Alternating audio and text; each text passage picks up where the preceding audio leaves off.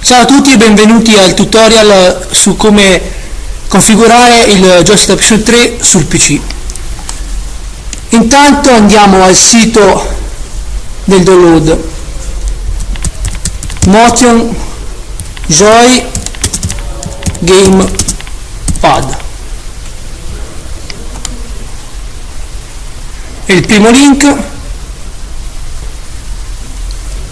Qui troveremo la pagina di Motion Joy, scaricheremo la versione più recente, la 0.7, non quella sopra perché quella sopra è ancora la beta. Aspetteremo lo scaricamento.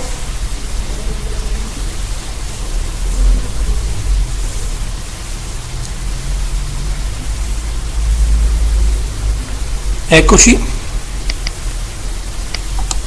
Apriamo il file,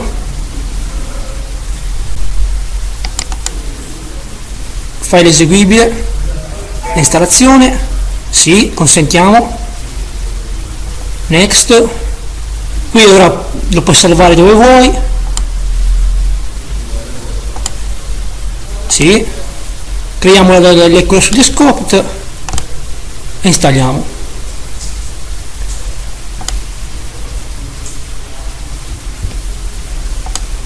Ecco il programma. Allora, qui abbiamo il menu iniziale e per configurare il joystick bisogna andare sul driver,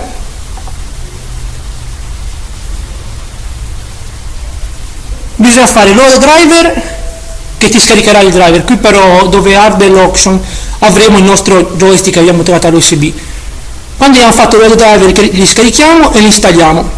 Volendo si può anche attaccare tramite il Bluetooth, e dove hardware location vedremo il Bluetooth e faremo sempre load driver e installa. Questa è la schermata per il Bluetooth. Qui dovremo trovare Bluetooth adapter e il suo indirizzo MAC, e qui sarà il joystick configurato perfettamente. Qui per cambiare il linguaggio va bene, e niente. Poi qui possiamo mettere il joystick digitale per la versione 1 se abbiamo a che fare con un emulatore della versione 1, se no joystick versione 2 o joystick versione 3 o Xbox 360 se lo vogliamo usare come joystick per il PC. Se vogliamo configurare i tasti bisogna questo penso che mi sono impacciato, prof. Vabbè, finita sto.